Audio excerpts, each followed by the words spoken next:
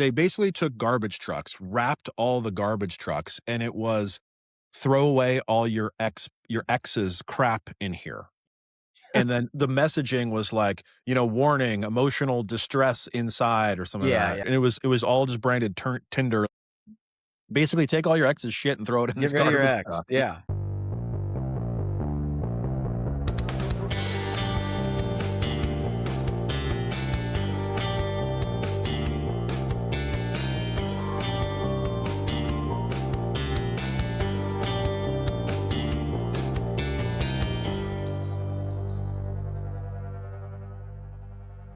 All right, 166. We're back, Rob.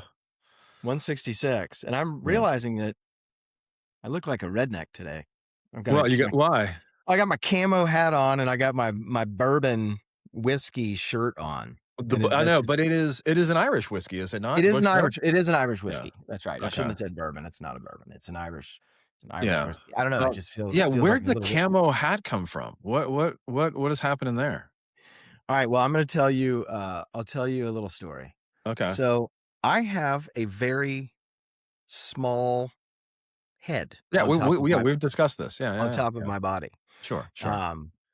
I often joke that like Beetlejuice in the waiting room, like in the movie Beetlejuice in the waiting room, the guy with the shrunken The head. shrunken head. Yeah. So I can't find hats that fit me, Yeah. right? And I'm bald, so I like to wear hats. Sure. So I found this company that makes hats specifically for Okay. I recognize the logo. either oversized melons or small melons. Oh, is that their jam? Because I've seen you wear something with that logo before. I just Yeah, don't think I I saw forget the the name of the camo. company. I'll give them a plug. Yeah, give him a shout out. I think it's like King and Fifth or something like that. I don't see it on here. Oh wait, I don't. Oh my god. It might be King and Fifth. I don't know, something We like got a that. brand. We Anyway, got a branding fail here right at the beginning. We don't total know. branding fail. No. But yeah, they make hats for, and I think there's a few companies that do this now. And there's, as a short man of short stature, there's all kinds of companies now that are like, hey, here are clothes for short people, and here it's like the old Big and Tall shops that you would see. Anyway, that's where the camo hat came from. Okay, that's so funny. My thing is now that I wear glasses, I have to wear glasses. I used to have I had a very specific hat, style that I like, but now it's like it's weird with the way my head is shaped and the curvature of bills, and now I'm almost leaning more towards You're the flat flat bill. bill. The flat bill. You go more flat bill. I gotta go flat bill now because it's the way my head is shaped in terms of where the bill fits on my forehead. Do you know what I mean? Like, and I used to be like, oh, those skater punks, those surfer dorks, the flat bill, whatever. And now I'm like, oh shit, I think I'm a flat bill guy. Is that because your head is is it morphing or is it just because the different style of glasses that you have? It's because when you bend down, I don't like it hitting the side of the glasses, if that makes sense, Yeah. And we're getting personal here.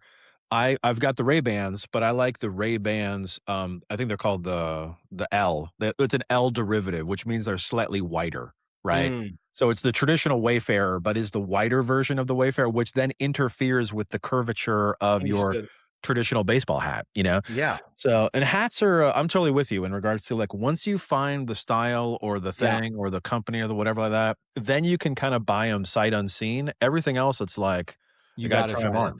It has to be like so it's like, I can't buy a hat like on a team store or on a, No. Like you have to be there, you can't just order this stuff on Amazon. No, I found a couple at a Nike outlet shop actually, and bought like 7 of them. Yeah. Like, okay, I found one. Okay, here you go. Yeah. Yeah. I'm buying this. New Era 3930s I used to wear. It was like the flex fit kind of vibe. Like it was a nice hat that hugged my head. But now I don't really fit as. Now you're gonna be all hip and cool with a flat bill. Yeah, I'm going flat bill. So there you go. Speaking of hip and cool, why don't you go into today's topic? That's a good segue. So today's topic, I read recently, and we'll talk about it in a minute, but I read recently about a marketing stunt that your favorite rapper, Drake, pulled off. Huge fan. And it was really cool. It was really well done. It was really simple, very effective. And it reminded me I just started thinking about other marketing and advertising stunts. Yeah. that we've seen in the past, and Yeah, and and you've done and some badass versions over your career too, you know what I mean, in terms of, like, I've done a couple. experiential, We yeah, can highlight a couple of those if we want, but I love that stuff, and I yeah, am glad to see that it is, still alive and well, yeah, and sometimes forgotten in this digital world that we live in, that sure, sometimes sure, an actual real stunt, yeah. can be incredibly effective. So, So what was the thing? What happened? And yeah, again, so just to be okay, and super clear for all of our new listeners, I would yeah, not consider myself, an expert on Drake, so you're feel more free. of a Run DMC, you're more of a Beastie Boys, Run DMC Sure. era Yeah, kinda yeah, guy, or old school. Snoop Old even. school. Yeah. Um, and I've got some notes, so pardon me if I look down, but, Yeah, okay, so Drake, famous rapper, based yeah. out of Canada, he's a Canadian rapper. Now he had the beef with somebody else though too, right? I'm interrupting, but wasn't he recently all beefing with someone? Uh, he beefed with Kendrick Lamar, That's what it was. Okay, okay, so and that's that why was most okay, alright, yeah, that was a couple of years ago, I think. I don't know if okay, the beef has been squashed, as the yeah, kids say, or if okay, it's still okay, ongoing. yeah. God, we sound You sound old. old, Well, he did it dated. he was at the Super Bowl, right? And there was a whole, like, he gave a Kendrick look, and Lamar. there's a lyric, and there's a thing, and I remember all that, but again, I'm not following up with any Yeah, of that. there were pedophile Oh accusations my and all lord. kinds of, like, crazy stuff. Anyway, Okay. so I guess Drake, is putting out an album, Okay. and the album is called Iceman, is gonna be Iceman. the name of the new album. Alright. So he pulled off this stunt where it started with, a at a Toronto Raptors, basketball game. Okay. There were 2 so Drake has courtside seats, Yeah, of course he does. and he's always there. Yeah. So high profile, high visibility. And I guess they took his 2 courtside seats and just made them look like they were frozen. Okay. Okay, so frozen in ice, That's you cool. can look it up and yeah, Yeah. and empty. No explanation, no Yeah. nothing, just, well, there's Drake's seats and they are completely Yeah. frozen. He Yeah. wasn't at the game, anything. So Okay. that was kind of the first thing that they did, and that led everybody to go, "What? Like, what is Yeah. going on?" In pictures, and it's on the Yeah. internet and all of the things. It's cool. I dig it. Yeah, which is super cool. Again, super simple. I mean, costs nothing to implement, and you know you're gonna get the TV Yeah. coverage. You know it's gonna go viral. You Yeah. know it. So I mean, Yeah. it's not the first time this playbook has been used, but it's just another example of it being done very effectively. So Yeah, it's cool. then, I guess in downtown Toronto, they erected like a 25-foot ice sculpture in Okay. this parking lot of downtown Toronto, and Cool. basically came out and said, "Hey, my new album's coming out, and you can find out when it drops. It's at the center of this ice I was block." about to say there has to be a melting component to this, Yeah, right? so it's Yeah. this giant, like, and I think there was check me on this, but I think years ago, Game of Thrones did something similar, being the ice melting Okay. component. Anyway, so Drake, they put up this 25-foot ice block in downtown Toronto in some parking lot and said, "If you wanna know when the album's coming out, Yeah. go for it." So obviously and of course they roped in influencers and everybody else to do Yeah. this, but like all these people showed up with like blowtorches and like, you know, I was about to pickaxes say, and people are bringing hammers probably. Yeah. people are there trying to hammer and chip away at this thing. I don't know how long it took. Um, Mhm. but some influencer got through Okay. and found it, and it was, "Oh, here, Iceman," and it's dropping May the 15th, I believe, so a couple Okay. weeks for the album promo, and of course, it went super viral and yay, and Yeah. everything, everything worked out. So, I don't know, it was just a cool, like, what a simple Yeah. idea, Yeah. uh, executed really, really well that brings in television, a real world stunt, leverages all the digital advertising and Yeah. influencers and all that without spending hardly any money. Yeah, yeah, Um, yeah. This kinda ties back to, I think, one of our last conversations too about, is public relations advertising? Because right. this is also, like, to your point, it's like this is an event that now the media is now covering like it's a story to a certain That's right. extent, which is That's right. interesting. So, yeah. So I thought that was super cool, and it got me thinking about just some other things that stunts that folks have done, and I thought of one in particular that was also very, um, budget conscious, let's say. Yeah. So, and everybody probably remembers this because it was really effective, but when the movie Smile first came Okay. out, years ago. Not Smile 2 is already out, so I don't know how many years ago, 3, 4 years ago, something like that. Yeah. Anyway, um, and if you don't know, Smile is a horror movie, Yeah. right? And the whole thing is once you're infected with this whatever it is, you just have this creepy smile on your face. And when Okay. you see somebody with the smile on your face, It's obvious. something Like, really bad is gonna happen to you. sure. So what they did was they seated, call it actors in high profile, um, events, right? So on morning shows, Okay. at NBA games, right? At Major League Baseball games, and they would Okay. have these actors in the audience, just like just a I random one here and there, I remember and they this. would be wearing these plain, very plain shirts. It didn't say smile, it didn't do anything, and they would just sit there and stare at the camera with the creepy smile on their Yeah. face Yeah. Yeah. and wouldn't move. I mean, they would stay in character. Yeah. So every time the TV panned to him, which it did because it was so awkward and strange, Yeah. they would Yeah. just be sitting there smiling. I Um, remember seeing like a baseball game with that yeah, happening. Like, exactly. that's the baseball one is what I remember. Like, what the Exactly. F is going on with that guy, you know? And that was super cool because again, all they had to do was buy seats to Yeah. games and plant somebody on the morning show background or Yeah. whatever in Yeah. Times Square. So again, very Yeah. affordable, super unique. And what was cool about that is it was a behavior that anyone can mimic and do that Yeah. and do the smile. So it became Yeah. viral overnight with Yeah. everybody posting their own smile Yeah. Yeah. TikToks Yeah. Yeah. and Yeah. whatever else. So it actively invited everybody to sort of participate. Um, and I think the movie went on to be incredibly successful. It was actually a pretty good movie if you like horror movies. I know you're not a Yeah. big fan of the horror Not a big movie. yeah, not gonna watch it. You ruin it for me as much as you want. I'm never gonna watch it. So So I thought that was just another example of something that's that's really cool. You know cool. what's And interesting? Oh, go ahead. No, no, go I was ahead. just going to say, and I think most importantly, low budget spend, but it affects all media, broadcast, Yeah. digital. It brings in everybody and sort of you get the benefit of just this multi Yeah. cross functioning campaign, right? What I find interesting about both of the examples that you mentioned is that they're both, I don't wanna say big brands, but they're both big brands, right? I mean, you have a Yeah, well-known, individual who doesn't necessarily need to do that, can literally just do an Instagram post and say, "Hey, my new album is whatever, it's on Apple Music or Spotify," blah, blah, right, but yet they went through the effort to do that, right? To create awareness. And then you have movie studios, which are known for like, "Oh, it's a $200 million movie that they made, but they spend $150 million on right, marketing." You know what I mean? Like, correct. you always hear about how much money they spend on Yeah. Marvel movies or Star Wars or what, you know what I mean? And it's like, do they really need to spend hundreds of millions of dollars for a like, like it kind of boggles the mind, right? In that respect. So here are two things. Like, I wonder why smaller brands or mid-sized brands or things like that don't do more effective engagement like that. Right. I mean, I'm kind of going off on a tangent right No, now. no, I mean, I've no. got a It's a couple it's a great examples, but question. like, but, you know, we're talking You would about 2 you things would think so smaller budgets force the creativity on paper. You would think exactly. that. You would think, Exactly. well, then Yeah. therefore, Yeah. small to medium-sized brands, why aren't they doing that? Yeah. Why is it these big budget studios that clearly have the money are doing Yeah. this?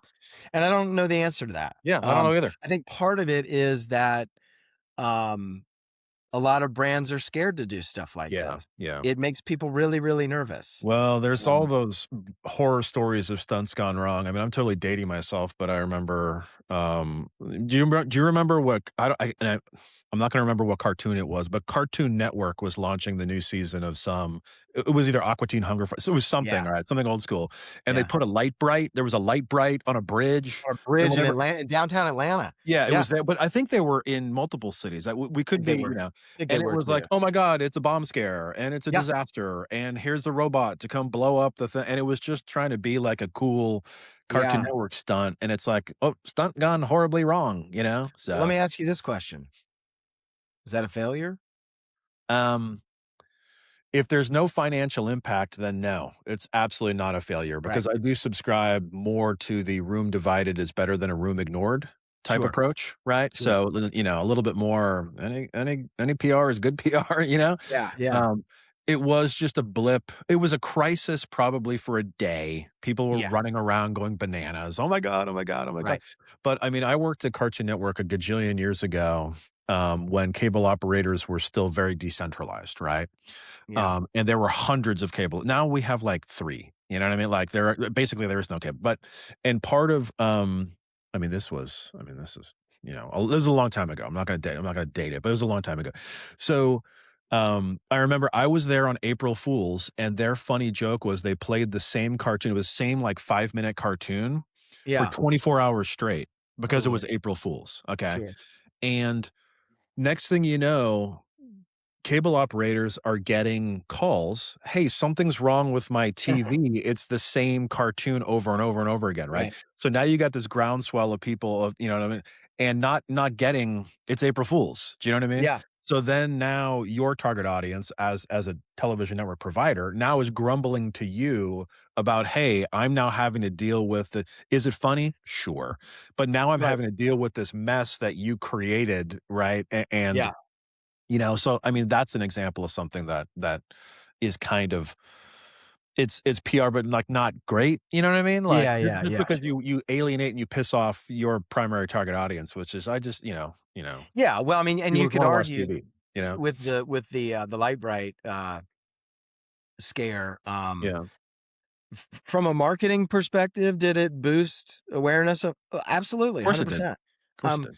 but it also put fear in the hearts and minds of Yeah, of of the yeah, general yeah. public Is the for bridge gonna blow up? I for a mean, day or yeah, so, and we yeah, also exhausted resources sending the bomb squad out, so yeah. I would say let's not do Yeah, this no, moving forward. agreed. I mean, yeah, I totally agree with you in that respect. Yeah. Well, another big brand I thought that again, this one kind of flew under the radar a little bit, but I think it's kind of funny and interesting was Tinder when they branded the garbage trucks. Have you seen this one?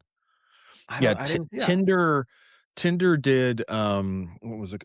They basically took garbage trucks, wrapped all the garbage trucks, and it was throw away all your ex's crap in here, you know? And then the messaging was like, warning, emotional distress inside or something like Yeah, that. And yeah, and it was sure. called the, like, Express, like EX, with the dash, right? And it was all just branded Tinder, like, basically take all your ex's shit and throw it in Get this rid of your garbage ex. truck, you know what I Yeah, mean? that's pretty So, funny. you know, is that a stunt? I mean, Yeah, I I'd call that a stunt. yeah, I mean, it's kind of funny. I mean, but it's again, it's another example of a brand that basically most people know whether they use Tinder or not, right? Correct, I mean, correct. a lot of people are very much aware of it. So it's using a channel and a vehicle instead of like moving billboards or digital ads. I mean, oh yeah, it's like, oh, there's a physical garbage truck driving down the Yeah, street that's branded. Like, what the fuck? So I think that's kind of interesting, I love that stuff. I love Yeah. that stuff. Yeah.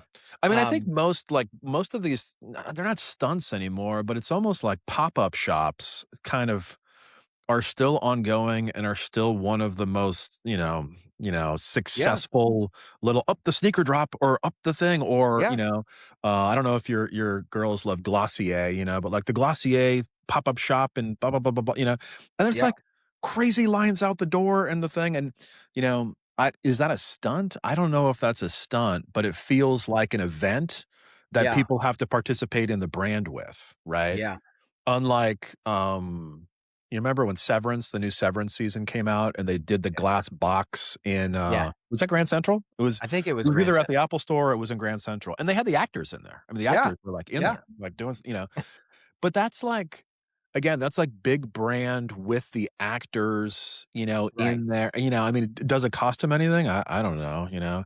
I mean, maybe Apple felt like they have to do it because there's like damn near 3 years between every single season of Mhm. whatever they make, and everyone's forgotten Yeah, about it?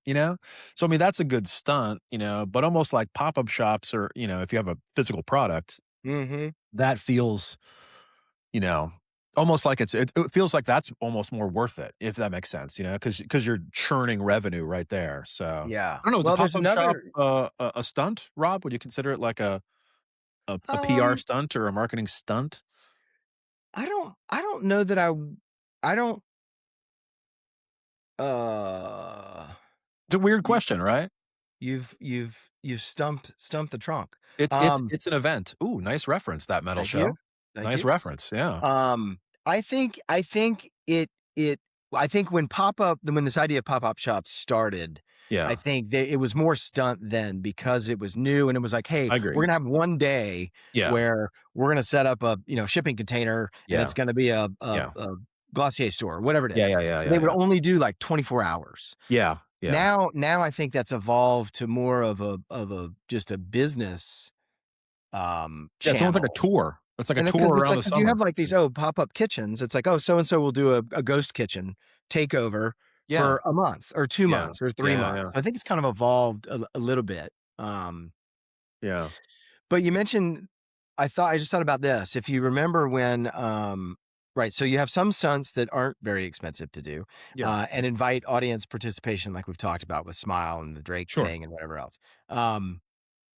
One, do you remember when Red Bull sent the gentleman to the edge of space Yeah, yeah, and he parachuted down yeah. from, Yeah, like, yeah, he, the like, edge free of falls space. down or He whatever, yeah, free yeah. yeah. He went So, up, was it balloons? Did he fly balloons up there?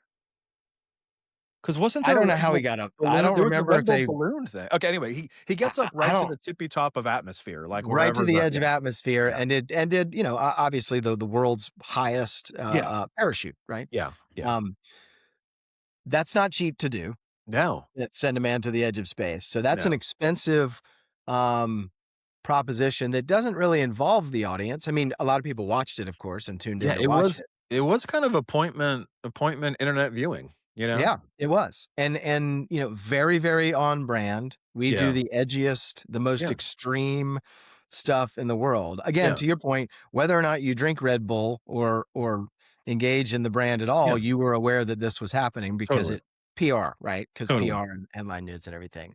So I think that was a pretty cool, just one-time stunt for a Yeah, big brand. yeah.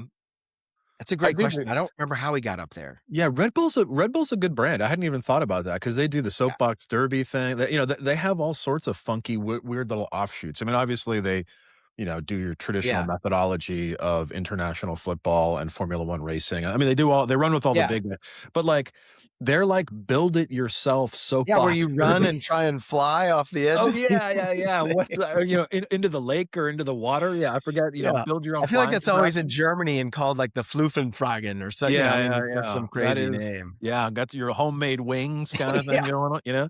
yeah, Yeah, I mean, that's a stunt. I mean, that's an event, that's a competition, but that's yeah. still supporting the brand and things like that, which is interesting. So, Well, yeah, I think we got time for one more anecdote, and I'll give give me. one of mine that I did, Yeah. here locally, and I'm gonna date myself on this, but, we were doing some work with, Southern Polytechnic State University, which has since merged and become, Oh, Kennesaw I thought State. you were gonna share the other story, but this is a Which good one? one too. Yeah. Which one? Deadly Creatures? Yeah. Oh, that was a good one too. That was No, a but good this was a little more involved from a storyline perspective, so that's correct, why I'm telling it. So, correct. anyway, they had a big, we were tasked with promoting, a robotics event Well, that was they were having the Southeastern Regional Robotics Championship at Southern Poly, pretty and badass. to tout their robotics program, which was pretty robust and pretty, accomplished. So and I'll try and make this short. We look, I have a visual aid. Oh, yeah, you do. Look at Yeah. that. Robot So for we hire. developed a concept that was, hey, what if the storyline is they built this incredible robot named Polly, of course, Yeah. but Polly escaped. So Polly escaped campus, Always on and the then it loose. was we tell this narrative from two different points of view. One of them from the point of view of the school, which is Mhm. we've lost our robot, Yeah, missing robot, and we need missing to get robot. our robot back. Yeah. And then one from the point of view of the robot, Polly, which was, hey, I'm out in the world now and I need gainful employment. Yeah. Like I have skills and I need gainful employment. So we created those two storylines. We set up Yep. robotforhire.com, which was the basis for that part of the storyline, and then missingrobot.com, which was the hub for that storyline. And we went all around. So we actually had a puppet maker build this robot costume. Yeah. And as you can Which see, it was was a which is in very the like fire. Yeah. 1950s style Yeah. robot, Yeah. Super cool. um, and put flyers up all around town and stuff and made little videos and stuff. And it actually culminated. Uh, we we shot a big thing at Dragon Con. Yours truly, because the actor got sick that day, wore the robot costume and walked around Dragon Con interacting with folks. And let me tell you something. If you're looking for a fun time, that's the place to do it. That is the place to do it, because there's such cool, interesting, wacky, fun people there. Yeah. And when you're in a robot costume, you get a lot of attention. So that was super fun. Anyway, and then the campaign was 6 weeks long, and it culminated at the actual robotics event at Southern Poly. And we had Polly the robot show up there, and it was Polly big to do. And that was a big culmination of the thing. So I love that campaign. I think it's a great It was a great campaign. It was really successful. It worked really well, and just a lot of fun to do. Right. Yeah. So that was one local example. Yeah. We've done a few others over the years. And I think from my point, like, that stuff is fun. It's fun to go out and shoot random stuff and work with puppeteers and things like that. So I'm glad that the art of the stunt, the marketing and ad stunt, seems to be alive and well amongst all this homogenous digital. Like, another campaign. banner ad, another behavior. Yeah. That's right. I think maybe it's funny, this interesting conversation. It's like my takeaway is maybe more mid-size or lower tiered budget brand managers, can take another look at experiential or, stunt-based scenarios, right? I mean, it is a great method on how to get the marketing dollar to stretch a little bit longer than maybe you think it could, right? Versus just dumping this big bucket of money into Meta or whatever, I mean, not that I'm against that, but it's like, it is kind of for the right brand, for the right product, for the right service, there are totally ideas like Polly that can, transcend beyond the actual marketing spend, which I think is pretty interesting and pretty cool. So, and I think it's also, if done right, let me rephrase that. There's less risk, right? If you do something that truly doesn't cost a whole lot, there's kind of less risk. There's really only upside for you if you do that, potentially. Agreed. So just don't go putting light brights on bridges. No. I think the other thing too, like, I know we're trying to wrap this up. Do you remember, like, Coors Light had the typo in their pre-Super Bowl ads? They misspelled refreshment. Do you remember this? I don't remember that. Did they mean to? Well, that's the whole thing, right? The whole thing is, mea culpa Mondays. Am I right? Right. And then they backed it up with like a commercial with the sloths, like the sloths from that Disney, you know what I mean? And like everything going slow and this and that. And it was one of those like, even if you screw something up, that badly, if it was done accidental and somebody lost their job, I mean, we as the public still have no idea if that was done, but make a negative a positive, so. Well, speaking of that, just triggered another thought. Do you remember when, speaking of misspellings, do you remember when IHOP for a day replaced the P with a B? Yes. IHOP? I do remember that. And so they switched it everywhere, online and signage and everywhere else. And kind of made it incumbent upon people to figure out, is it International House of Burgers for the day or whatever it was.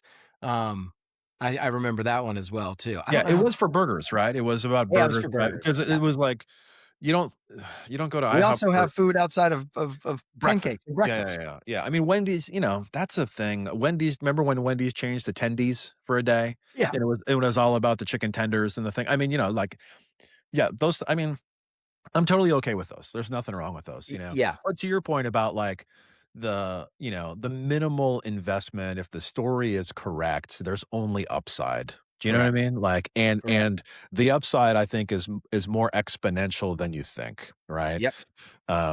So where can people find their experiential their next brain stunt? Yeah, exactly. The next stunt action. Yeah. Yes, you can find us, of course, at mocktheagency.com or all the socials. And come to us with a challenge. Let's do some stunts. We love it. Yeah, super fun. We love it. All right, we'll see you next time. See you next episode. Yep.